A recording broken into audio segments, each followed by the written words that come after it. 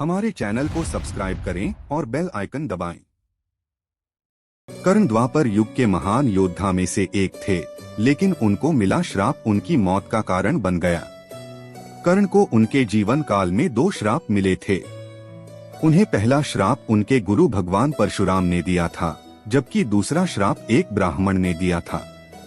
कर्ण को बचपन से ही धनुर्धर बनने की चाहत थी, लेकिन सूत पुत्र होने के कारण कोई उन्हें शिक्षा नहीं देता था।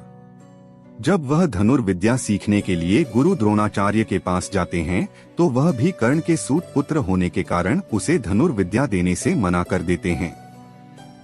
इससे कर्ण निराश होकर भगवान परशुराम के पास पहुंच जाते हैं, लेकिन भगवान परशुराम भी सिर्फ ब्राह्मणों को ही विद्या देते थे।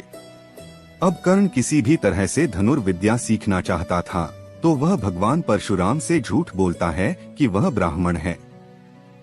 भगवान परशुराम भी कर्ण को ब्राह्मण समझकर उसे शिक्षा देने लगते हैं। जब कर्ण की शिक्षा खत्म होने वाली होती है, तब एक दिन उनके गुरु भगवान परशुराम दोपहर के समय कर्ण की जंघा पर सिर रखकर आराम कर रहे होते हैं। थोड़े समय बाद वहां एक बिच्छू आता है, जो कर्ण के जंघा पर काट लेता है। अब कर्ण सोचता है कि अगर वह हिला या बिच्छू को हटाने की कोशिश की, तो गुरु परशुराम की नींद टूट जाएगी।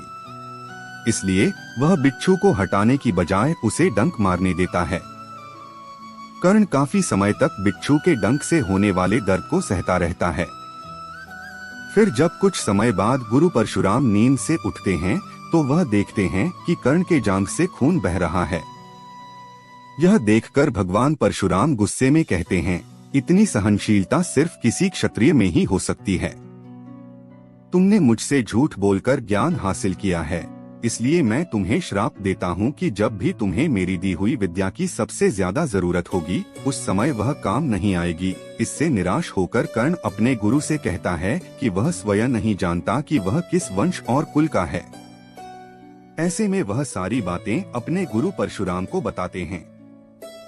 यह जानने के बाद भगवान परशुराम को श्राप देने पर पछतावा होता है, लेकिन दिया हुआ श्राप वापस नहीं लिया जा सकता था। इसलिए वह अपना विजय धनुष कर्ण को वरदान के रूप में देते हैं। इसके बाद कर्ण भगवान परशुराम के आश्रम से विदा लेते हैं।